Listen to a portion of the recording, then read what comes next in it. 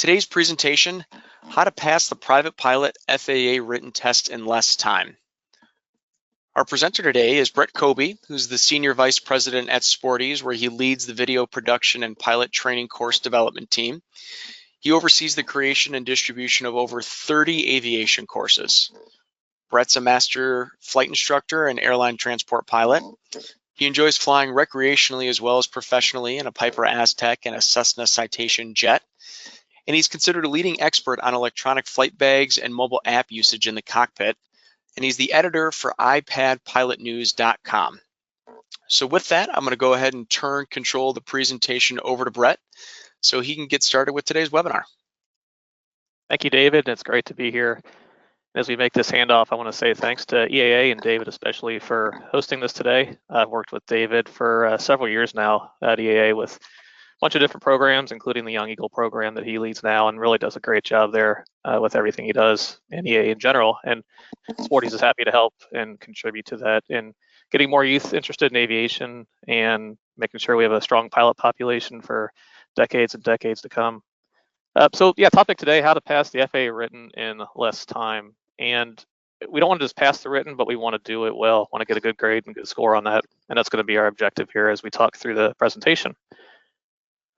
A little bit about what we're going to cover, talk about the FAA written test. And the written test is kind of the slang term. That's what we all call it because at one time it was written on paper and pencil and graded by a proctor.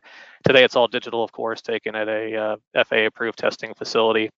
So you'll hear the term written test often by some of us old timers. The newer, really correct way is to call it the FAA knowledge test, but we'll use both terms back and forth there. Going to discuss some objectives about when you should take the test. Private pilot training can take several months to a year at certain points, so want to consider when you should fit this test in during your training. When to prepare for the test, and then most importantly, how to effectively use a test prep course to prepare for the test.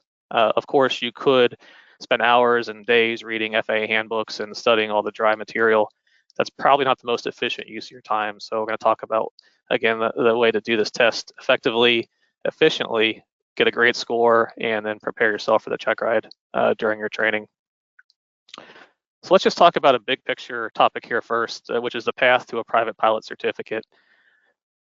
We often use the term in the industry of ground school training, and that comes again back from probably decades ago when flight schools actually hosted in a classroom ground school where you'd sit down for sometimes a weekend in an accelerated program, sometimes it'd be weekly, but an instructor would teach a collection of students the ground training topics on a projector using slides, etc. So we still use that as kind of a slang term for the preparation of the academic topics as you prepare for private pilot training. So things like airspace, how to read charts, how to plan cross countries, all the things that you learn, of course, on the ground.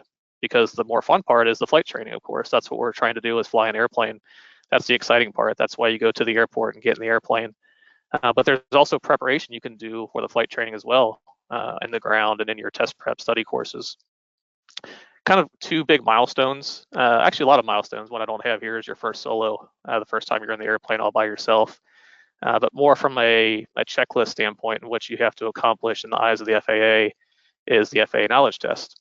And then of course, the private pilot training concludes with your check ride. That's officially called the practical test with the FAA examiner or a designated pilot examiner at your local airport.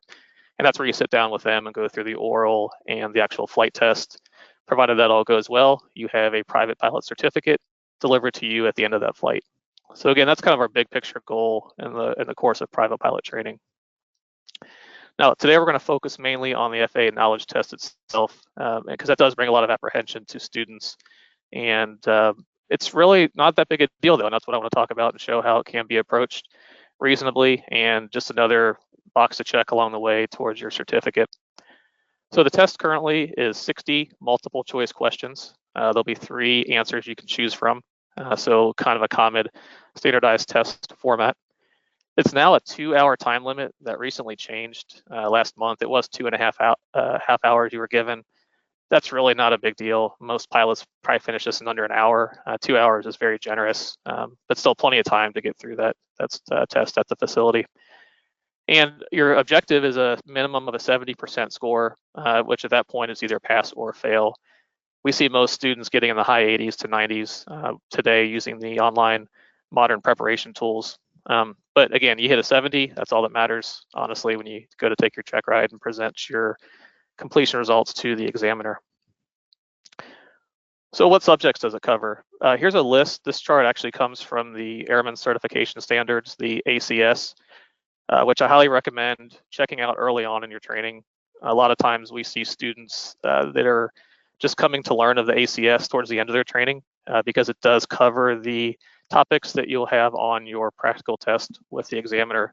But become familiar with this early on. Again, that's the Airman Certification Standards. And it's in the Sporty's course as one of the resources, as I'll point out here later on. But this breaks down the various subject areas that are covered on the knowledge test. You can see about 12 items there. And they give the weighting on the right-hand side of percent of questions per test, 5 to 10%, with the top one being regulations at 5 to 15%. That's really not going to help you out a whole lot because, again, the test prep software that you're going to use is going to have this content set up for you to study all these subjects and then also present a simulated practice test as you get ready to take the actual test with a balance of the same topics on there. So not something to get too concerned about, but just an FYI if you want to check that out. So you can bring in several resources to help you along the way, which is good, because you're simulating some flight planning topics on the test, and you want to use the same tools that you'd actually be using if you were sitting at the table at your airport getting ready to go on a flight. So you are permitted to bring an E6B. That's the common term back from the World War era of a flight computer. That was the model number of the old manual flight computer, the metal spinning circular slide rule. Today, most students use an electronic E6B. Sporty's makes one, ASA makes one. There's only a couple that are actually going to be useful for you on the test due to a couple limitations that the FAA provides. So whichever one you do decide to purchase, just make sure you can use it on the FAA test. And of course, our Sporty's E6B was designed with that in mind. So it is approved to take into the testing facility. I see many students still want to use a mechanical, and I think that's a great challenge if you want to use that. It'll help you answer the questions and get the right answer. But if you want to kind of go a little more of the modern method, electronics the way to go there. The only stipulation is you have to reset the E6B prior to starting the test. So what that means is the proctor or you will take the batteries out to reset the internal memory so that there's no numbers carried over from previous sessions. You could also bring your sectional plotter. Highly recommend that because there are some questions that you will be exposed to with sectional charts that you'll want to draw some lines between airports, measure distances, courses, that kind of thing. So make sure to bring your plotter with you. When you get to the testing facility, the facility will provide you with the test prep supplement book. Again, we commonly call that the figures for the test itself.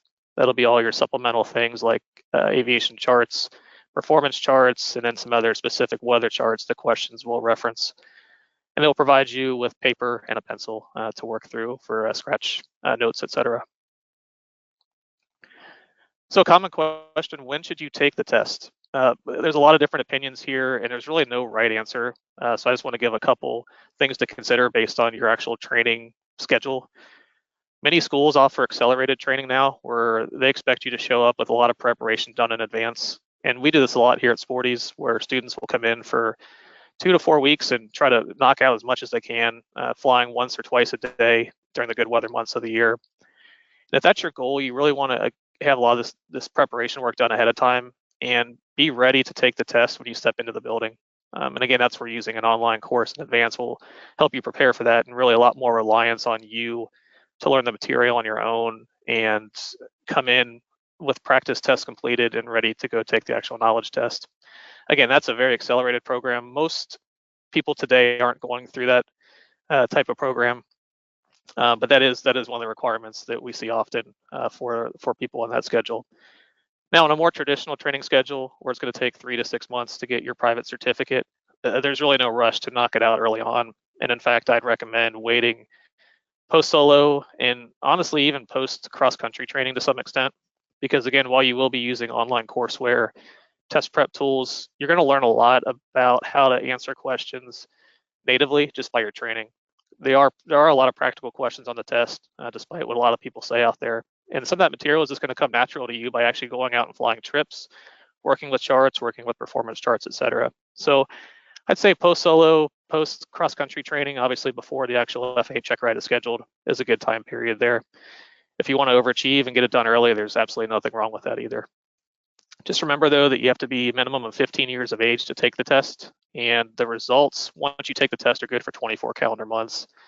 That should be plenty of time during most people's training schedule. Just a couple things to think about.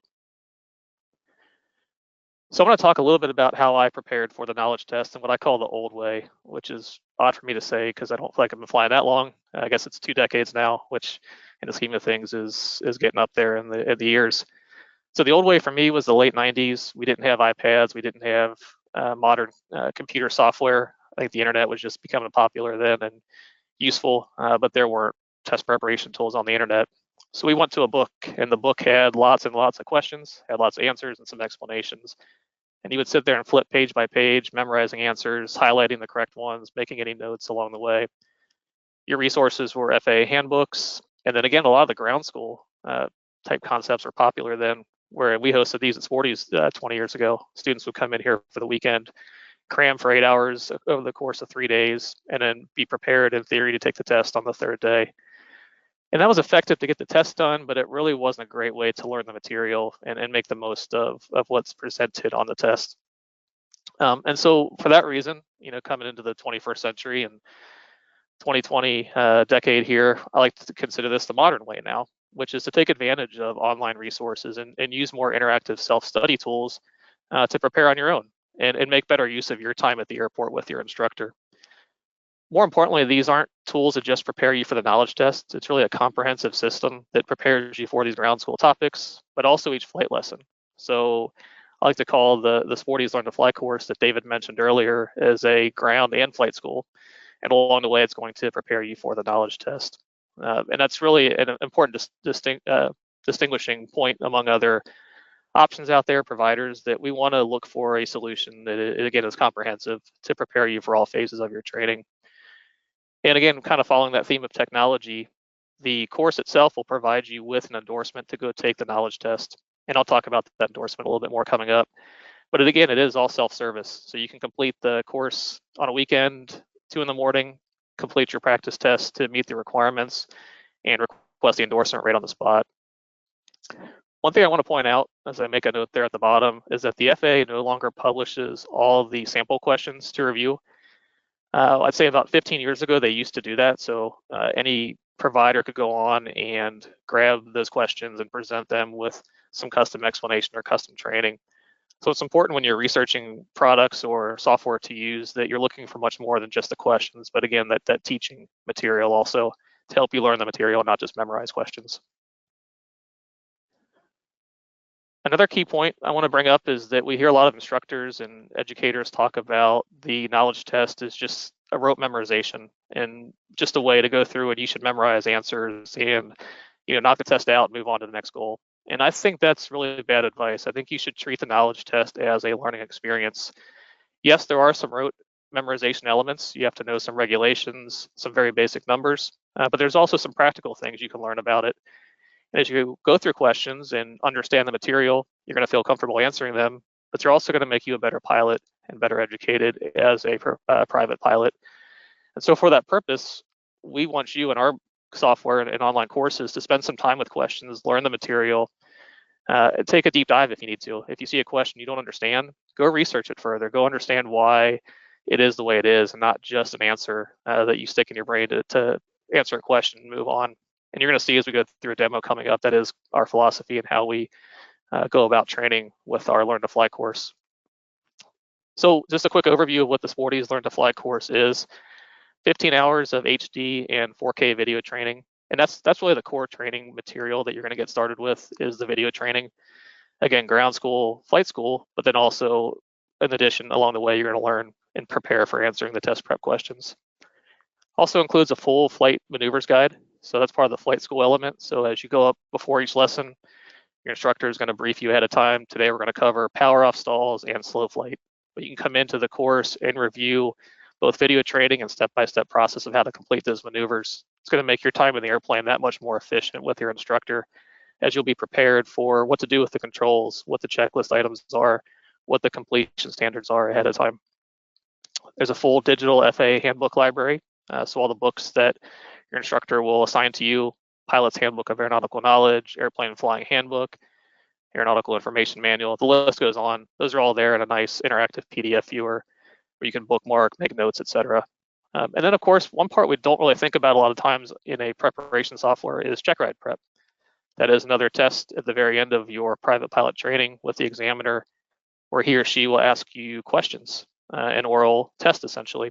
And there are full check ride prep features built into this where you can simulate that interaction with the examiner back and forth. And I stress this a lot because there's a lot of news and facts out there about the pass rates of the private pilot check ride not being quite as high as what they were. And my kind of mission and statement to get out there is that if the students really start using these check ride prep tools in advance and prepare for that, to kind of test their knowledge just like you test your knowledge before the written test, I think that can really make a difference in preparation for that actual FAA check ride. Now, what are the benefits for you as a student? Of course, it brings challenging concepts to life.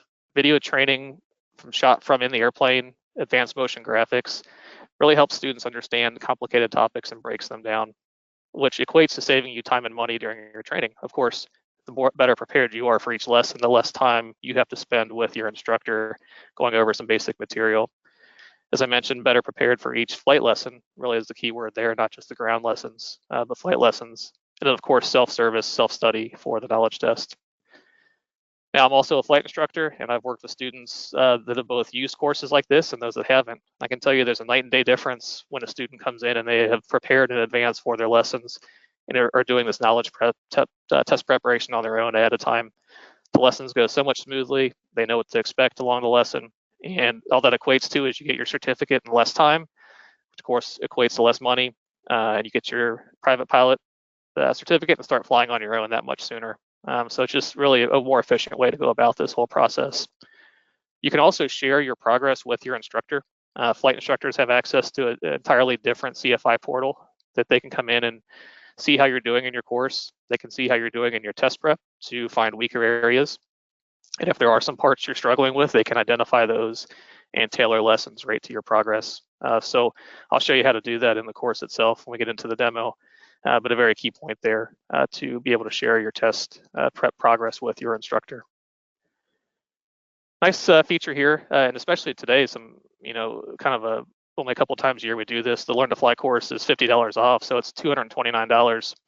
That's a lifetime purchase, so there's no subscription fees. You don't have to pay for future updates. That includes lifetime content and lifetime software updates. So we continue to add new platforms.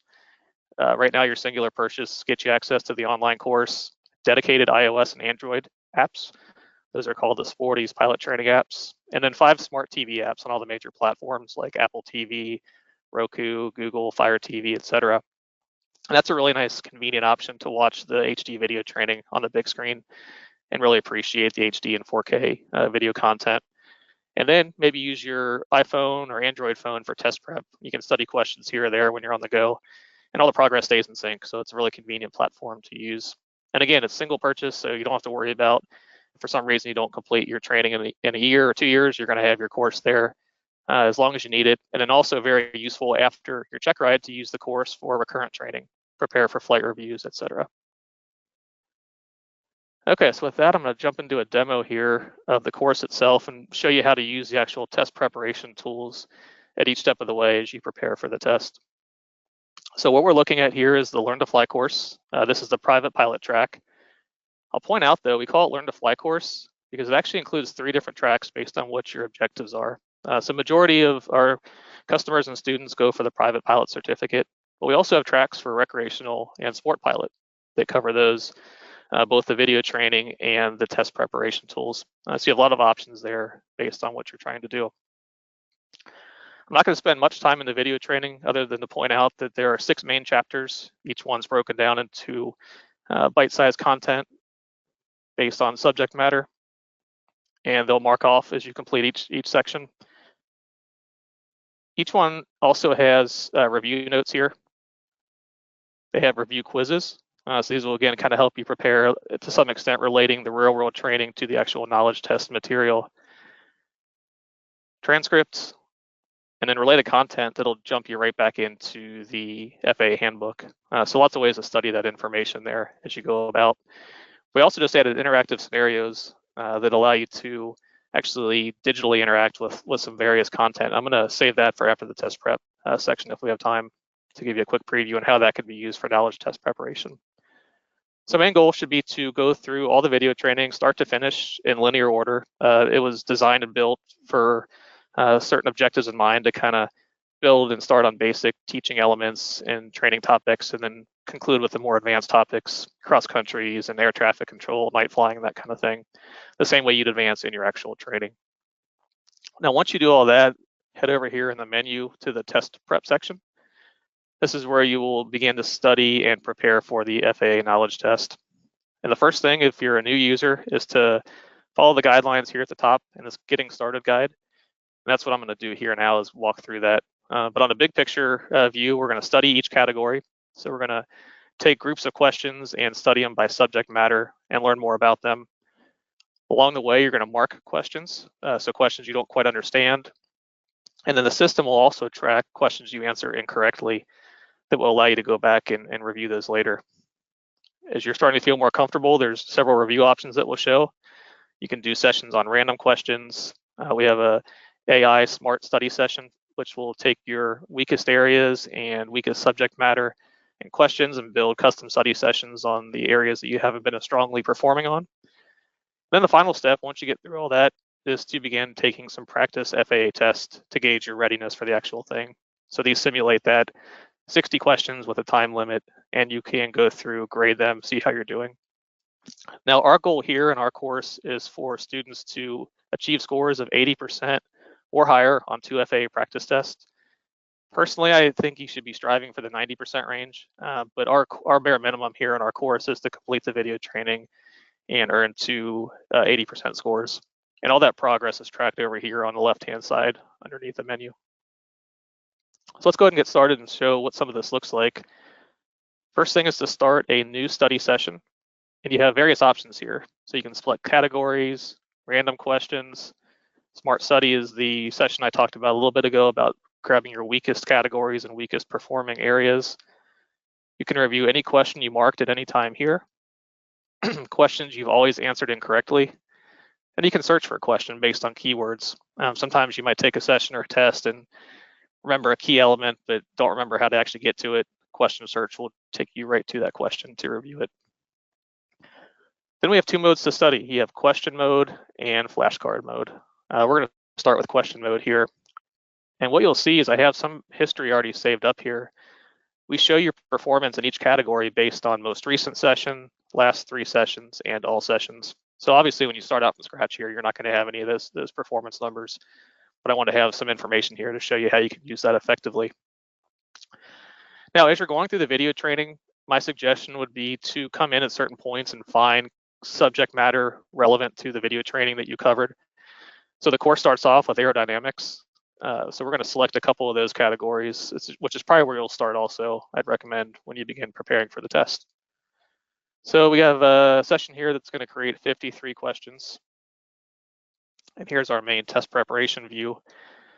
Now, the questions presented with the 3 answers, what you're going to see though, as soon as I answer one, I'm going to get instant feedback as to whether that question is correct or incorrect. Now, on the actual knowledge test and the simulated test, you just select an answer and there's no feedback right away. But this is more of a learning mode, a learning environment to help you understand the content. So you can see here I answered it incorrectly. Now, my big suggestion when you're going through this mode is to not change your answer to the correct answer, but to leave it what you initially selected. So again, you can build up some of that data about how you're performing on various categories of questions and individual questions. So your goal here isn't always to self-correct. It's to leave it what you selected and then to move on.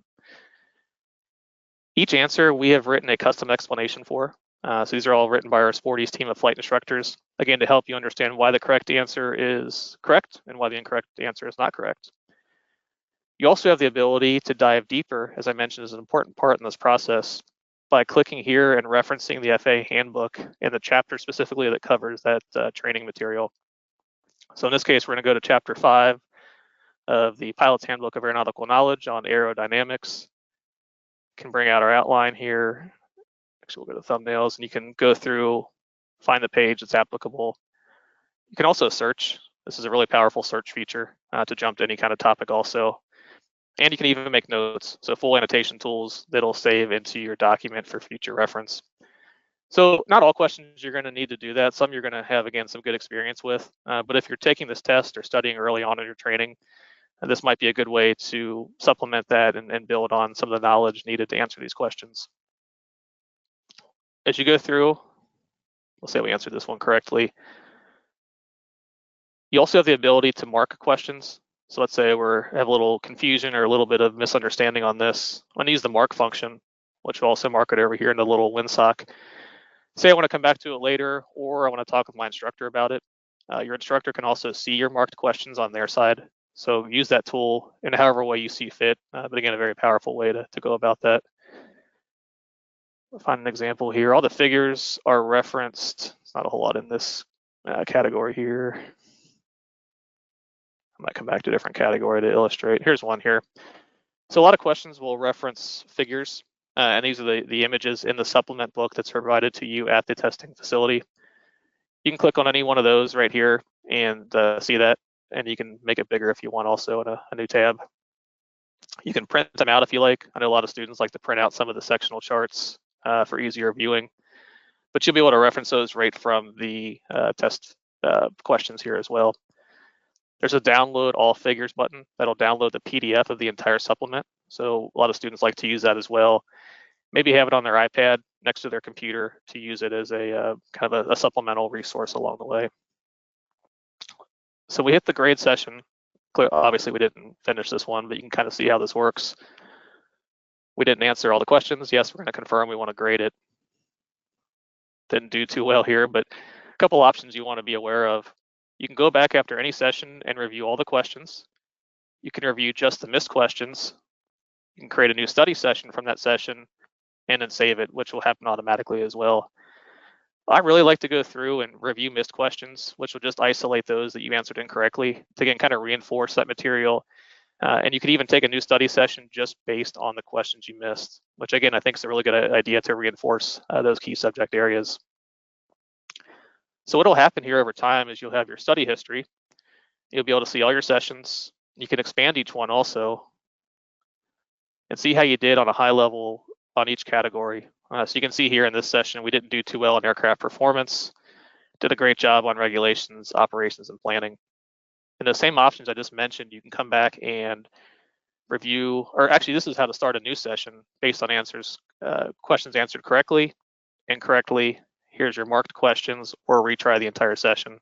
And again, that's really up to you based on how you started the session and what you want to learn or take away from that.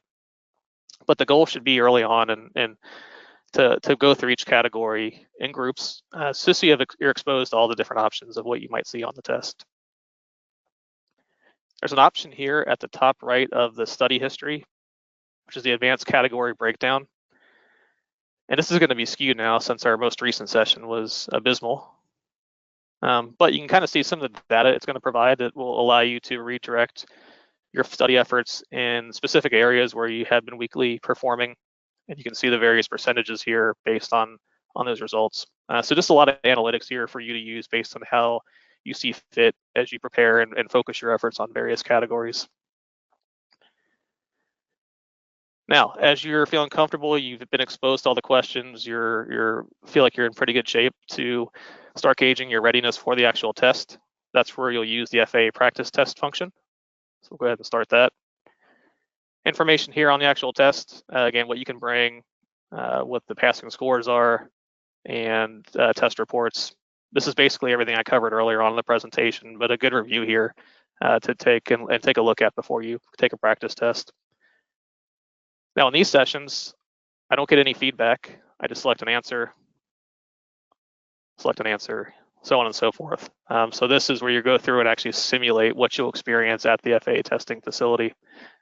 Again, when finished, you hit grade session. And I'll point out too, there is a save and quit button for both practice test sessions and for study sessions, that if you do have a big session, a couple hundred questions, you don't get through it all, you can save and quit. If you are using the apps, the Android or iPhone, iPad apps, that'll sync over to those as well. So you could start a session here on your computer, pick it up later on your iPhone or iPad. Again, lots of flexibility there based on what you want to do. Again, another 1% score that none of us will likely ever see in our training, but just illustrating the functionality here. And our goal at this point, again, is to get 2 of those practice tests with 80% scores or higher. And those will be marked over here as milestones along with your progress when you get to that point. So when you do get those 2 80% scores and you completed the video training, this knowledge test endorsement section on the left-hand side here will unlock, and that's where you'll go to request your official FAA endorsement to go take the test. You'll also be able to request wings credit for your course completion there as well. I mentioned the ability to share progress with your flight instructor. That's where this action is right here at the bottom of the progress section. Simply press the connect with instructor button, enter their email address, and they'll be sent an invite to accept your invitation and then instructions for them on how to access the Sporty CFI portal to view your progress there. So great tool to work with your instructor if they want to be actively involved in your preparation. Last thing I want to point out, and this is a really exciting brand new feature we just released a couple weeks ago, and I mentioned in the video training, are these new interactive scenarios. And these are really meant to be real world flight training tools, but I think there's some real good application here as well as you go through these to prepare for the knowledge test as well.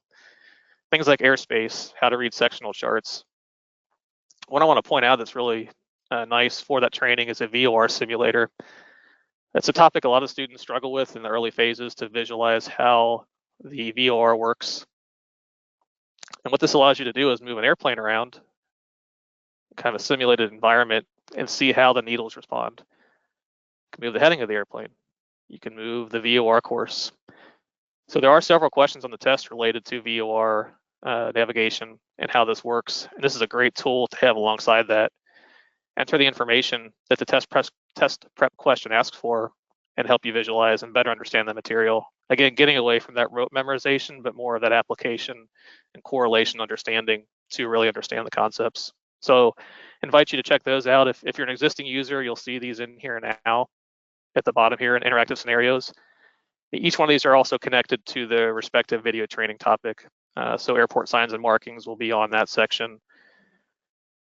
Ground reference maneuvers, airspace, etc. But we do have them all grouped here in this one volume that I think could be a helpful tool to help you visualize and again, prepare for some of those more challenging test prep questions. Okay, we're gonna jump back to our slides now. So objective with the course, just to reiterate, complete the video training to 80% practice test scores or better. You'll have your official endorsement with the exact verbiage that the testing facility is looking for that says you can go take the test. Prior to systems like this, just to kind of give the bigger picture, your instructor would give you the endorsement. So they would verify that you were ready for the test, whether it was them quizzing you with questions and answers or seeing your results from a preparation tool. This is a variation of that endorsement that says you completed a ground school that covers all the training topics required by Part 61 for the private pilot knowledge test. So it is 100% official. You'll take that into the testing facility and it will meet the requirements for you to take the test. So let's talk about some strategy now, some things as you actually get into the test itself, some ways to go about some of the questions, because you're going to be a little bit nervous, and everyone is as you get into it, and want to take your time and do the best you can based on the knowledge that you have and studied for. So with any test like this, always answer the easy questions first. If you get to the first question and it's a complicated flight planning question or a regulation that you've forgotten at that point, skip it. Don't even try to answer it. Come back to it later. And you can mark questions at the testing center as well, just like you can in this course here. So skip the hard questions, answer the easy ones first. Read each question twice before looking at the answer options. So you may have your piece of paper up on the screen or put your hand up there to cover it, but just read the answer, and start to formulate in your mind what you think the answer might be before you even see the actual answer options. The FAA likes to put in what they call distractors, ways that you might kind of jump to a conclusion and think is the correct answer, but that's what they're going to do is distract you, right? So come up with that correct answer in your mind ahead of time, then try to find that among the answer selections and select that as your answer. This is kind of a tricky one, and it's more of a technological limitation, and I say technical because it's a book that they print out. At the bottom of each sectional chart referenced, or sometimes on the side, in that supplement book is going to be a scale. It has nautical miles, statute miles, and kilometers. They are not to scale the same as your plotter that you bring in. So it's very, very important that if you have a distance measuring question, you don't just stick your plotter on the chart and read the number from the plotter. You need to mark off on the plotter or a piece of paper the distance or the units between two airports or between two landmarks that the question is asking, and then bring that down to the bottom nautical mile or statute mile based on the question, and then measure the distance that way. Each printed chart essentially is at a different scale, and that's just a limitation of based on how they present the material. And you're going to see that digitally too, based on how big your screen is. If you're on an iPad or iPhone, you can't just stick your plotter on the screen and measure the distance directly. So make sure you're using that scale at the bottom. Here's another one. You're going to have several questions on calculations. And again, kind of like the previous advice, go ahead and don't even look at those answers yet, but go ahead and calculate what you think is the correct answer based on the figure and the numbers presented, and then pick the best available option. At that point, have the number formulated in your mind, and then find the one closest to your option there. Some of these are pretty close, but they're not really trying to trick you. They're not going to be 2 or 10 feet apart or 1 or 2 miles an hour apart. They're going to be reasonably distanced out that what you're looking at on the chart should match up with one of the available answer options there. When it comes time to schedule your test, you will have a FAA tracking number, commonly called an FTN number. This will be used for all your FAA identification, essentially, for check rides and test prep, and then actually taking the test. You can register for free at the FAA IACRA website, and it is there, iacra.faa.gov. So go ahead, and if you haven't done that yet, just go ahead and get it knocked out of the way now and save that in a safe place, because you're going to be needing that FTN number for any future knowledge test you take and for any check ride you take with FAA. The company that provides the tests is PSI. It's their official third-party testing provider. It is the only provider you have an option to use. You want to go ahead and go to that website, faa.psiexams.com, to be able to enter your location and search for the nearest testing facility. Yeah, you want to go ahead and create an account there as well, and you'll register online at the website. The fee currently is $175 to take the test. Just a reminder of what to bring. Of course, your test endorsement, provided it came from the Sporty's Learn to Fly course through the online course system, or it could have come from your flight instructor manually issuing it to you. If you're a US citizen, make sure to bring your government issued ID card, or of course a passport will work just fine, and then your E6B flight computer and plotter. Lastly, before we head over to the questions, again, this has been talking about the Sporty's Learn to Fly course on sale for $50 off, lifetime access. You can get more information about that at sportys.com/courses, or go to the App Store, search for Sporty's Pilot Training, and you'll find lots of information there. And there's my email address, bkobe@sportys.com. Feel free to reach out if you have any questions about anything we talked about today, or if we didn't get to your question in the Q&A session coming up here. But happy to help you out along the way. And if you're looking for any other kind of training guidance, happy to help with that as well. And with that, I'm going to turn it back over to David, and hopefully we have some questions to talk about. Sounds great, Brett. Thank you so much for a wonderful presentation. We had a good number of questions already start rolling through during the presentation, and I'm sure we'll get more, so we'll try to get through as many as possible. So Paul and Ryan both ask, regarding the E6B, are you allowed to bring an app version of the E6B into the knowledge exam, or does it have to be the physical calculator? Yeah, so it has to be the physical calculator. The app's great for actual real-world use in the airplane, and they're pretty inexpensive at $10. But for the actual test itself, it has to be that physical electronic E6B where you can take the batteries out and reset all the memory. Wonderful.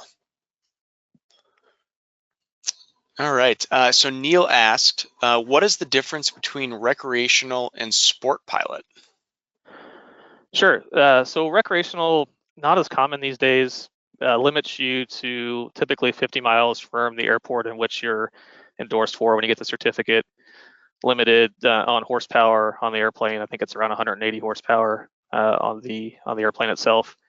Not too common. The sport pilot allows you to fly a lot further distances, but the airplane is limited. I believe it's around 1,320 pounds So a sport pilot certificate allows you to fly aircraft that are specifically sport pilot approved airplanes. Typically just have 2 seats, so one for you, one for a passenger. Limitations on speed, so just really lower performance airplanes, but designed just to have a lot of fun and VFR conditions. Back to the recreational pilot again, it's kind of a lesser private certificate. You can't fly at night, can't fly with an airspace requiring discussion with air traffic control. Benefit of both the sport and recreational is you can typically get those in a lot less time than a private certificate. So we do see pilots going that direction to earn a certificate sooner, and then you can always transition to the private certificate later if you choose. Wonderful. Further on requirements for taking the knowledge test, do you also need your student pilot certificate already? You do not. Just need to have the FTN number and that endorsement. Perfect. So a few folks asked, is there something for a private pilot refresher that you offer? There is. We offer a flight review course, which is based on our Learn to Fly course here, but really focused on the key topics for those that maybe haven't flown in 2 to 5 years, I would say, or if you're doing your every 2-year flight review as well. It also provides a lot of similar video training content, but not all the extra core training that you would go through during private pilot training.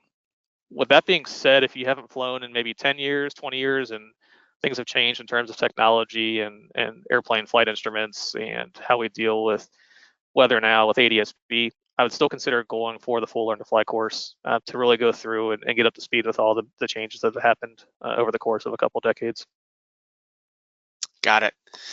So we had Amanda asks, does Sporties have an E6B learning module in the Learn to Fly course? Is there a good tutorial you would recommend to help me prepare for the written?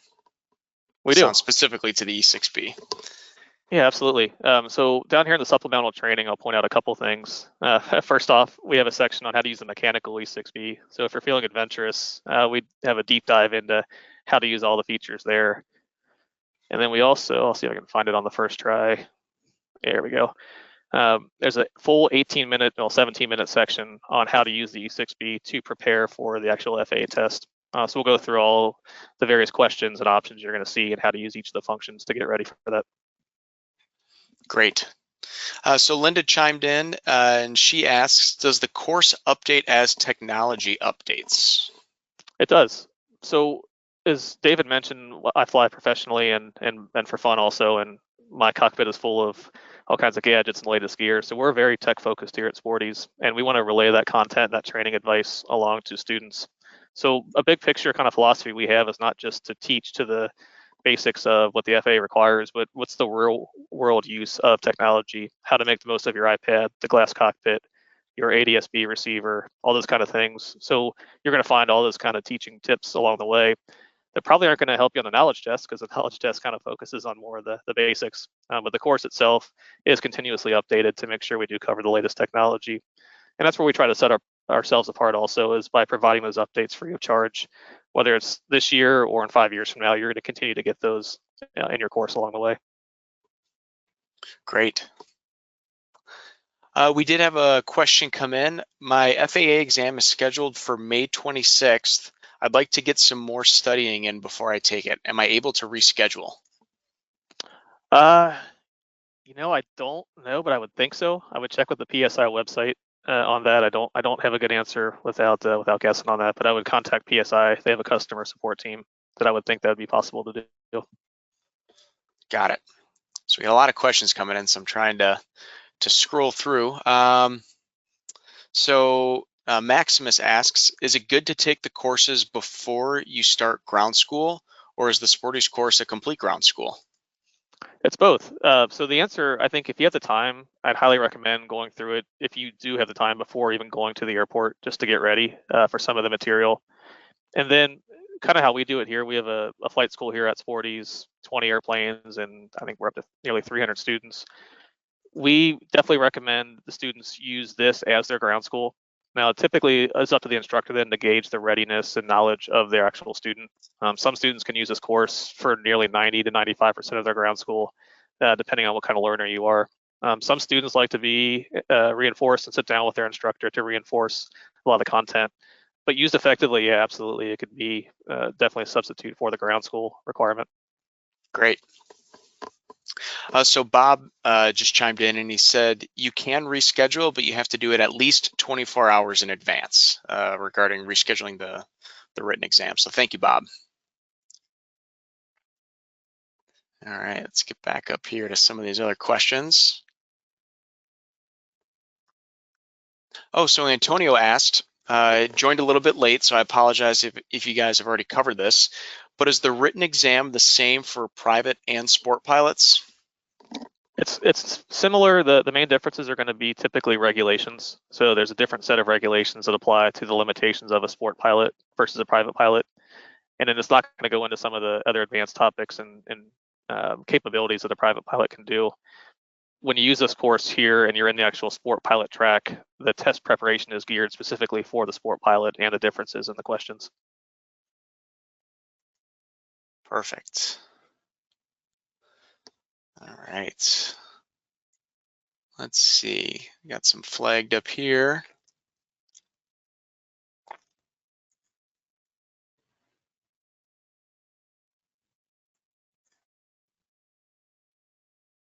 Just a heads up from Justin. He said, just took the written a few weeks ago and it was actually 65 questions when I took it. Oh, okay, that's a great point. They just changed this. So they're actually adding, so you're scored on 60 core questions there, but they added 5 additional, I think they call them experimental questions or questions they're surveying essentially to see how students are doing. So they're essentially treating the test takers as guinea pigs to some extent to get some feedback and results and data, but you're scored on the same 60 core questions that have been in that test for the little bit while now. Good to know. Good to know. All right. Sorry about the delay here. We're just getting so many that screen keeps kind of resetting here. Oh, here's a good question. So Peter asked, will the written test reflect the type of aircraft that I'm doing my training in, or is it not aircraft specific? It's not aircraft specific, but they will grab representative performance charts is probably the best example of how it could be aircraft specific. There are the Piper charts, which are the chase around charts, and then there are the Cessna charts, which are the more tabular view. So it's not going to say this is for a Cessna 172 or a Piper, but you might see both Cessna and Piper style performance charts on there, and that's the big difference. Otherwise, it does not go into specific systems of an airplane, but more just generic systems of like magnetos, vacuum systems, common flight instruments that you'd find in a traditional training airplane. All right. So Tarek chimed in. He said, fine, I'll be that person and ask, say you have a bad day test taking and you bomb. What's the procedure to retake the written exam? Yeah, great question. So using our course, it's rare, but we have students every once in a while that happens to. They will write us in and send us a copy of their certificate that shows their results.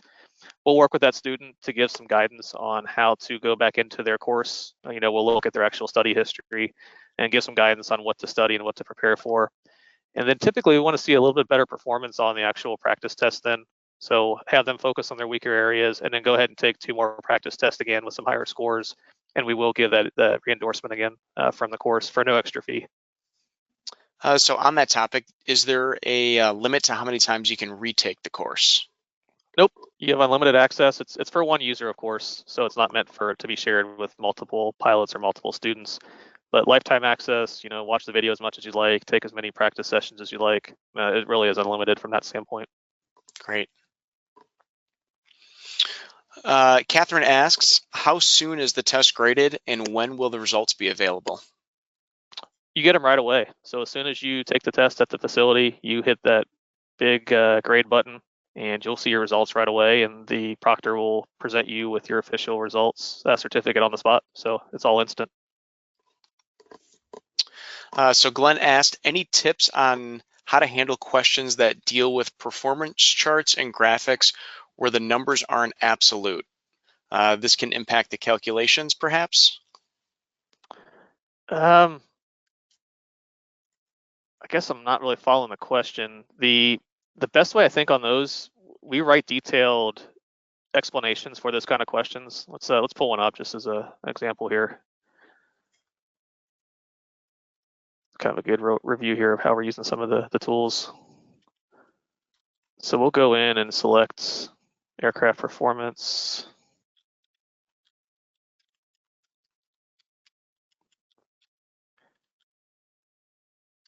So when kind of a big picture, because I don't fully understand exactly the specific type of question, but big picture view, when the explanations, we're going to go ahead and walk you through how to use the chart and what numbers to look for on the chart, how to move around it, and then why we got the answer we did. So I think the best answer there is to read the reference given and the explanation that we provide in the question. Also point out your course also includes an Ask a CFI feature. So if you do have a question along the way, you can come over to the help menu and you can email us directly at our help email address. And that will then allow you to ask a very specific question. And a team member from our flight instructor group here will respond to you within 24 hours or about 1 business day. So if you have a more specific question, we'd be happy to answer it that way. But big picture guidance would be just to follow the actual explanation and how to go about finding that answer with the provided figure and numbers. Got it. So Nicole asked, do you have any resources for where I can find a flight school or a flight instructor? We do. So Sporty's, I'm going to pull it up here. We provide a free blog called Flight Training Central. And this is a great resource for anyone looking to begin the flight training process or get more information. But we have a flight school finder up here in the top menu that we have populated ourselves, and then we have lots of flight schools across the country coming in, providing their information. So come in here, enter your information, you'll be able to find a flight school near you, a great resource. And then again, if you are in that early phase, you're gonna find lots of articles about getting started that I'd highly recommend checking out. All those common questions, how much does it cost? How do I choose my flight instructor? That kind of thing. So flighttrainingcentral.com is a great resource that we provide. Again, completely free, and you can search for all kinds of information like that on there. Perfect. All right, so earlier on, I just got to find the question. So Sean asked, when I arrive to take the written exam, how do I acquire the charts and the paper I can take notes on? Like you said, drawing on the sectional with a plotter or things like that. Is there a booklet I need to purchase, or will that be provided the day of the exam for Right, the test figures?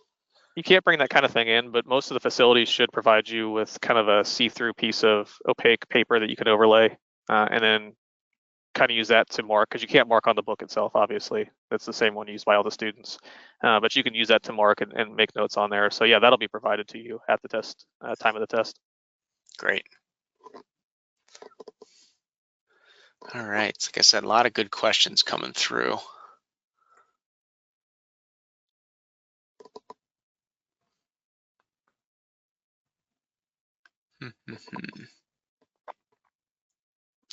I don't think I asked this one yet, but Gabrielle asked, does this course help with students that have no previous knowledge in the field of aviation? Yes, absolutely. And that's actually what it's designed for. It's meant to take someone who's brand new to aviation, just starting their flight training. And again, starting with the most basic topics. And I'll kind of point out here, we actually call the first chapter your first few hours. It's designed for somebody with zero aviation experience to progress through and build the fundamental knowledge and then expand and progress all the way through the private certificate. So yeah, absolutely. That's really what it is designed for. So highly recommend it for that use.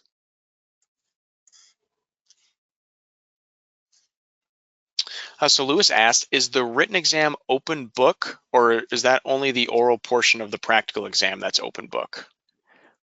Yeah, so first off, no, the actual knowledge test is not open book. You cannot bring in any kind of supplemental FAA handbooks or regulations, that kind of thing. It all has to be in your head. They do provide the supplement book, and you can sometimes infer some things by some of the figures in there, some legends maybe that are provided or tables, but you cannot bring any other kind of resources in. When it comes time to the oral, absolutely bring all your books in. The examiner doesn't want to see you looking up every single answer, but of course they might be throwing you a curveball or stump you here and there. And absolutely, we recommend students say, hey, I don't know the answer, but I know where to find it and to look it up at that point. So definitely bring all your books and resources to the actual practical and oral test.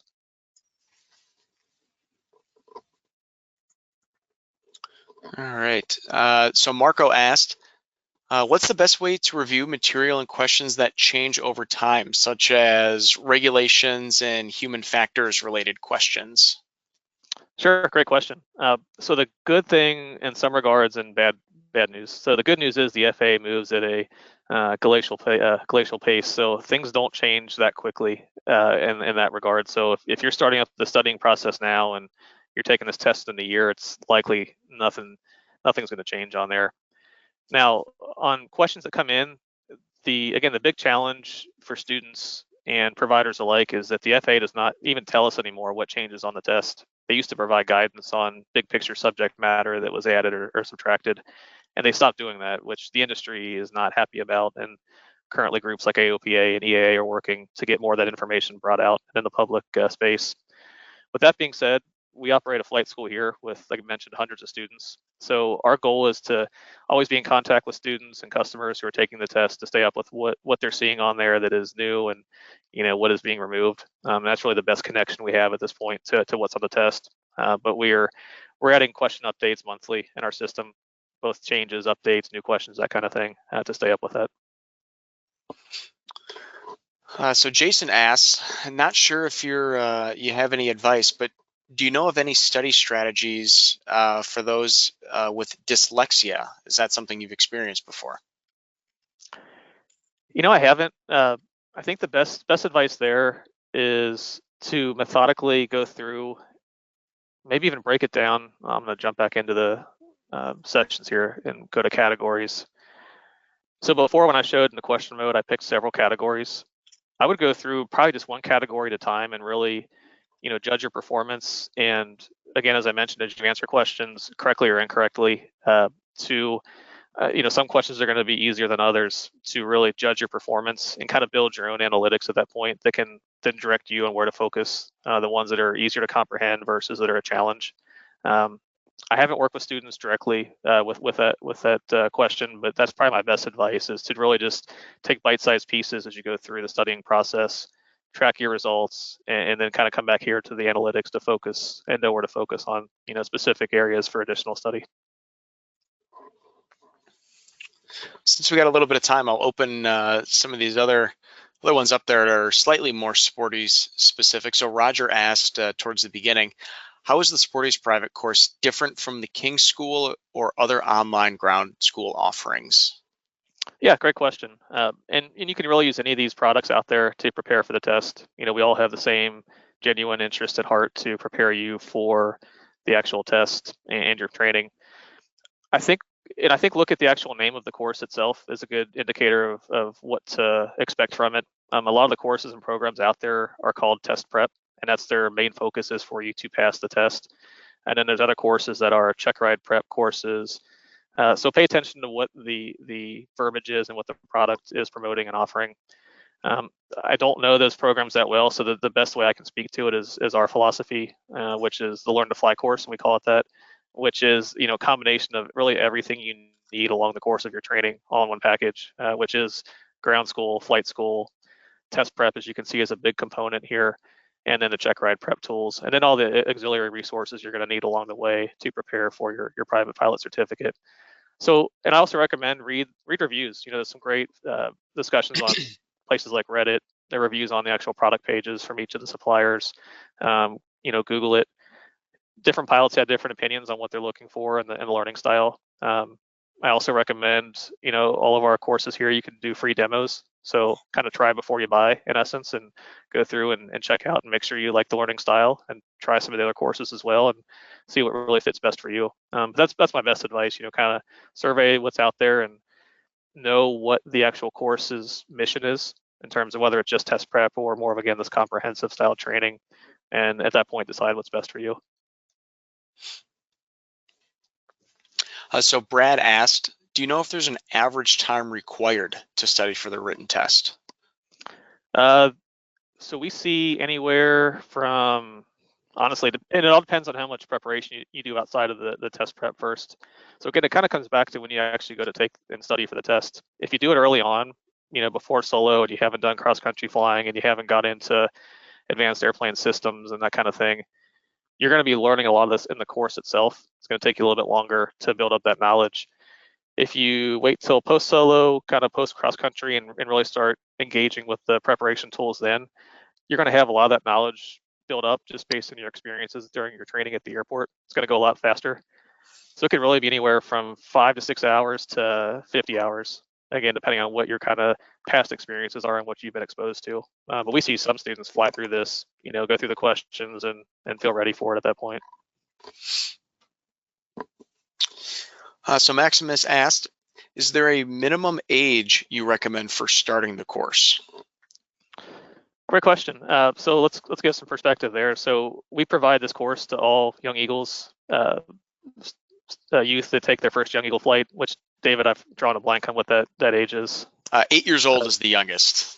8, okay. So yeah, so we have students under 10 years old using the course. Now they're not going to be using it obviously as effectively as somebody in their teens and high school going for it. But with the online learning, the tools, there's great ways for them to interact with it, and there is no lifetime limit on course usage. So if you buy it early on, that student's going to have access to it for as long as they want to engage with it and prepare for their test and prepare for their training down the road. I think from a practical standpoint, probably high school age is a good time to really start thinking about and be serious about it.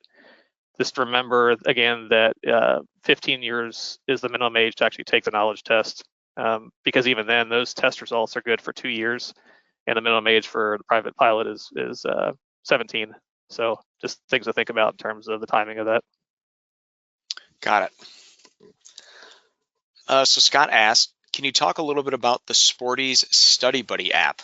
That's one I'm not familiar with either. Yeah, sure, absolutely. So Study Buddy actually existed before we built this entire course training system, and that was our kind of just focused test prep tool. And today, Study Buddy exists solely on iPhone, iPad, and Android phones. It's really a bare bones test prep tool, just if you wanted to use it to supplement, question and answer type training. It doesn't have anywhere near the comprehensive training that this full Learn to Fly course has. But maybe you did your training somewhere else and you just want to, study some test prep questions. That is an option there. Again, it's mobile only in the App Store, so that's where you find that product. So we just had a couple people not asking questions, but just leaving comments. So Glenn added, my flight school strongly encourages students to complete the knowledge exam before their solo cross countries. Not a hard rule, but strongly suggested. That's just their approach. And then CG added, in my opinion, the Sporty standalone app is very beneficial for any student. I highly recommend it. I have it on my Apple TV, iPad, and iPhone. I use it while traveling or when I have free time. I love it. And then we had a few questions from a couple of attendees that were kind of CFI specific to their local area, and don't want to put you on the spot, Brett, but just curious if you have any thoughts. Some folks were asking about specifically finding like an LSA amphibious CFI, and then someone was saying they're kind of in a more remote area where there's not a CFI real nearby. Do you have any practical tips for maybe identifying a CFI? I'm kind of drawing a blank right now, so I figured I'd ask you as well. Yeah, obviously Google. That's my answer to everything initially. Yeah. Maybe check with the local FAA office at the FSDO, which obviously could be hundreds of miles away also. But there are some, a lot of pilots that fly practically and for fun there, and have their kind of finger on the pulse of who the instructors are in the schools. So if you're really drawing a blank, if you can find somebody at FAA that might be helpful, that's definitely kind of one to think outside the box, maybe way to approach it. But yeah, otherwise I don't have like a database or a resource if they're not in one of the main flight school databases to go to. Yeah, that's a great point. And I kind of talked on EAA chapters a little bit earlier, but if there is a chapter in your area, shoot them an email, give them a call and see if they may know. Who knows, they might have some members that are CFIs. I know our local chapter here, we have a CFI who's training like 7 or 8 students right now, and he's not found anywhere on Google or anything like that. Okay, yeah, that's a good tip though. All right. Couple of more unique questions since we got about 3 minutes. I'll just throw them in. So Justin asked, I took the test and passed. However, I want to retake it so I can meet the required passing grade for my school. Do I need to wait 30 days to retake it? I am officially stumped. You saved the best for last. I don't know off the top of my head. That's a great question. I Yeah, haven't heard that one before. That's probably a PSI question if the local school doesn't know about what the requirements are for that. sounds good. A couple of other comments coming through. So Andrew just noted that the Seaplane Pilots Association does have a database of seaplane CFIs that they update annually. Great point, Andrew. Thanks for sharing that. A couple of folks chiming in that they're Young Eagles volunteers and they just wanted to learn more about just kind of the Sporty's Learn to Fly course in general. So thank you for joining and everything you do to volunteer locally. So with that, Brett, we're just coming up on our hour and 15-minute time limit. So if you have any closing thoughts you'd like to share, I'll turn it over to you. Looks like we had about 270 to 280 people join us today. So great turnout. That's great, and thanks, and I appreciate your efforts here. The advice that I've given is what we provide to customers that we do through Sporty, so it's been great to be able to share this in person on this webinar and kind of talk through some of the best study practices. And I wish I could give this to every student, along the way as they use the course. And we do actually have a recording of this webinar that's available on the home screen that was presented last year. As you get into the test prep section, you'll see it on your dynamic home screen up here as you get into the test prep section. So, and as David mentioned, there'll be a recording of this. But I think by being here today, as you progress through your training, you're taking the right steps to be proactive about how to use the study tools effectively. And with a private pilot certificate approaching in the $12,000 to $15,000 range, the money you invest in your self-study will go a long way to really trim that down, with that goal again of getting your private pilot certificate sooner, safely, for you to become a better pilot by, again, not just knowing how to pass the test, but becoming a well-rounded, educated pilot on best practices in the real world of flying, which I think personally is most important when you're using a resource like this. Get your private certificate sooner and start enjoying the benefits of aviation. Yeah, thank you so much, Brett. Really enjoyed today's presentation and follow-on discussion. I always find myself learning theories and strategies that I can even apply to my instrument studies right now. So I always enjoy these. So thanks to everyone who joined this afternoon. Just a reminder, we do have 2 more webinars lined up for Learn to Fly Week for just today. At 2 p.m. Central, we have how to save time and money in flight training. And then at 7 p.m. Central, we have become a professional pilot, which path is best? And I'll also note, we did have a few folks asking about kind of getting back into flying, or rusty pilots and those sorts of things. We do have a presentation specific to that tomorrow at noon. So hope you guys can join us for a future webinar this week during Learn to Fly Week presented by Sporties. But again, we appreciate you attending. Hope you learned something and have a great day.